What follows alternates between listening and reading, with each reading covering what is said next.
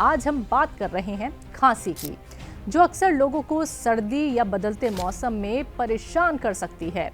खांसी अक्सर immune system कमजोर होने की वजह से होती है। ये खांसी जब लगातार कुछ हफ्तों तक बनी रहती है तो इनसे होने वाले कुछ लक्षणों का ध्यान रखना चाहिए और क्या कुछ आप घरेलू नुस्खे के रूप में इस्तेमाल कर सकते हैं। आइए जानते हैं यूनानी के मशहूर हकीम सुलेमान जी से।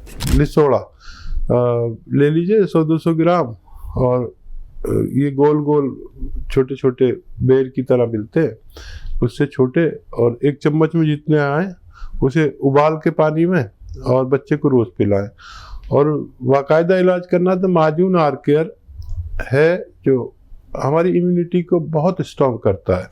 बड़ा अच्छे नतीजे हैं। तो 5 महीने आप माजून आर केयर खिला सकते हैं, 1 चम्मच सुबह 1 चम्मच शाम।